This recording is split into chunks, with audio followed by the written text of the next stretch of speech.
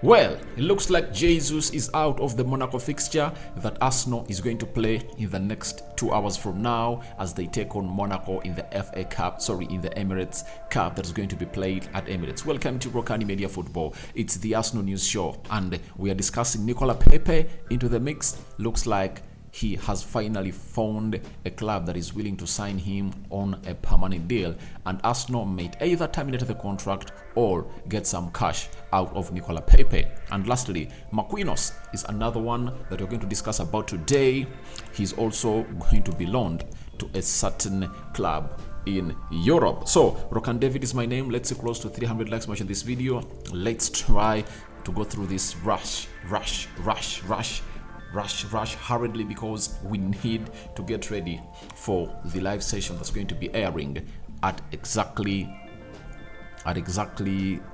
7 p.m. because we are going to bring you the starting 11 of Arsenal, where we're going to see whether Jesus is in the squad or not. But Prek Brown is really a close source to Arsenal. He has gone ahead and really issued this statement about Gabriel Jesus. He has said Gabriel Jesus is not in the Arsenal squad to face AS Monaco today. That is it. And yesterday, when I was going through the photos of Arsenal players training at London Conley, I never saw him there. What caught my eye was Declan Rice's return because he had missed out on 2-3 previous training sessions of Arsenal, but he returned to see it that he plays a role into that Arsenal side. And today, he might be playing in front of Emirates for the very first time. That is Declan Rice for you. But for Gabriel Jesus, I never even thought about him being out of the match squad because when I was doing my match preview, I even talked about him and I tipped him to start as the forward of Arsenal. But it looks like Edin Ketia is going to come in through and obviously the line. I don't see Balogun coming in through because Arsenal are really pushing to sell the player, and the player looks like he's wanting out. So this is where the outcry of Arsenal fans will be coming through that they need another centre forward. But Mikel Arteta has not taken it serious because he believes he has very many other players that can obviously lead that line. Apart from Edin Ketia, he has Leandro Trossard. He has played as a first 9 before and he led that line very well and has given positive results to other people that play around him. Then there is the Kai Havertz, who has gone ahead to lead the line on several occasions, and today I might not be shocked if at all Kai Havertz leads that line for Arsenal in either the last 30 minutes of the game or the starting point. But Jesus is out and the worry is it precautionary or not? If it's precautionary, then that will be good news to all Arsenal fans. But if at all it's not, then it will be a reason to worry that at the beginning of the season, you wouldn't like to start your season off when you're not having Gabriel Jesus. But for those that have always gone ahead to claim Arsenal to get in other centre forwards, it might be a blessing in disguise that maybe the Arsenal board will sit down and obviously assess this situation and come up with a reason that they need to go all out and obviously get in a centre forward because Jesus is injured and he was injured for 3 months last season, and they might go through the same spell without a world-class centre forward. Because for me, Gabriel Jesus is a world-class centre forward. He's really world-class, and I think he does his things very well. That is Gabriel Jesus for you out of this game. And I don't know, who do you think you would prefer to lead the line for Arsenal? Is it Edin Ketia, Leandro Trossard, or Kai Havertz today as Arsenal plays into the Emirates Cup? But all I understand is simple. It's one of those games that you're going to enjoy and will bring you the match reaction. And as I predicted, Arsenal 4, Monaco 0. All 4-1 if Monaco happens to score 1, because Arsenal is really a more strong side than Monaco. Now, Arsenal looks like they are working on very many outgoings, and one of those that is being worked on to leave is Nicolas Pepe. Story broke up in the morning by transfermarket.com.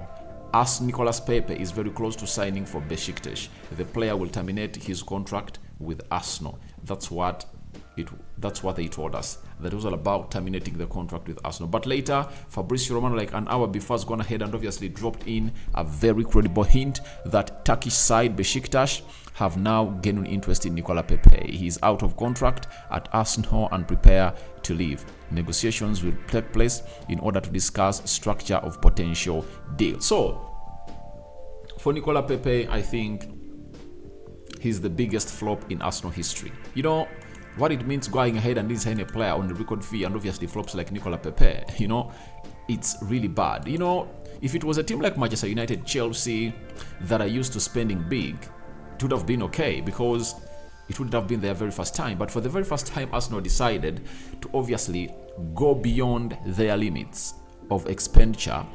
They spent £43 million on Nicolas Pepe, and Nicolas Pepe's returns were really bad. And I know what exactly brought his flop and him breaking up with Mikel Arteta. You know, Arteta always wanted a quick decision to be made by Nicolas Pepe. But Pepe always took extra touches that Arteta never really called in for. That's why he shifted Bukayo Saka into that position and told him that I want you to do this and this. So he molded Bukayo Saka into a right winger that he really wanted. But Pepe, on paper, is more talented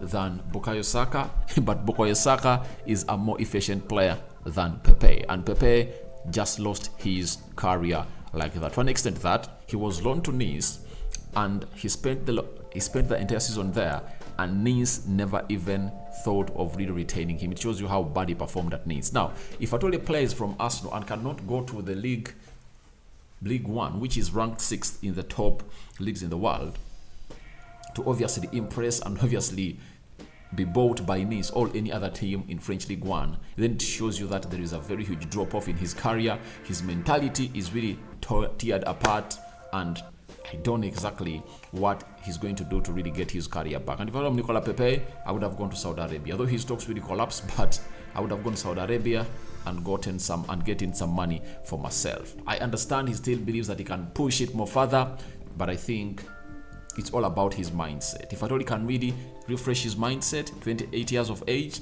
players have gone ahead to lift up their careers and revive them back to where they're supposed to be, because nowadays players play until 35 years of age at top level. We've seen that, you know. The likes of Luka Modric have managed to force it even to 40, you know. Or Ronaldo left Man United at the age of 38.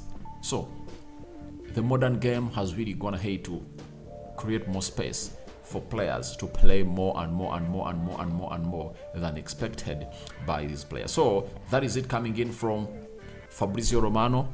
Nicolas Pepe is obviously going to leave Arsenal. And the other player that Arsenal are really wanting out, not on a permanent basis, is obviously Marquinhos, 20-year-old, signed from Sao Paulo to join Arsenal, and he's really doing lots of stuff, and he is improving. Now, Ryan Taylor Sport has told us that Express Sport understands Arsenal winger Marquinhos looks set to join Olympiacos on loan.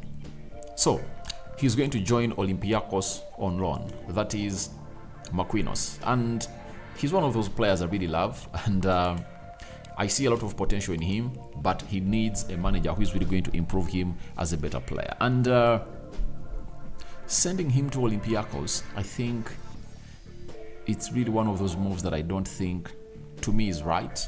But I know that side, the assistant manager of Mikel Arteta was coaching in that league. I think that's Greece, and maybe he has good connections there that can go ahead and obviously improve the player and obviously put him in the spotlight. Maybe they've gone ahead to understand that he cannot obviously outcompete Bukayo Saka and get into the starting 11 of Arsenal, and they need to get him into a team that can obviously expose him more to get more money out of him. Having not had a very good spell in the championship, I think they've gone ahead to make up their minds, see to it that they don't obviously get him the best that he deserves as a player for the club of Arsenal. So they've gone ahead to obviously plan on a loan move, something that I believe will work out for him very well, if at all he gets enough playing time. You know, you'll never improve when you're not getting enough playing time. I saw him play for Norwich He had a very beautiful debut, scored 1 goal and put up 1 assist, but later on, he just never got enough playing time there. And if he gets enough playing time, I think that will help him really thrive and become one of the best right attack midfielders in the world. Because Arsenal has done this to Serge Gnabry, then sold him, and Serge Gnabry is going to become a very good player, at Bayern Munich, and I've seen him today play against Liverpool and scored against them. So it can also happen on this guy, Marquinhos, because for Brazilians, they are used to moving. They are journey men. You know that very well. They travel, and they can play anywhere in the game of football. Even in my country, Uganda, there are Brazilians playing in the league of Uganda. And so it shows you how good they are at traveling, and settling in has not been a problem for them in every country they've gone ahead to be at. So your thoughts on to Jesus out of the Monaco fixture are welcome into the comment section below. What do you make about Nicolas Pepe going to Besiktas, a deal to be struck very soon? And lastly, Marquinhos loan to, is it Genk? Let me see. To Olympiacos down in Greece. Are welcome in the comment section below. I cover you all in the precious blood of Jesus Christ. May the living to God bless you abundantly. My Muslim viewers and subscribers, you are welcome. And Barak Laufiku. Ciao, ciao.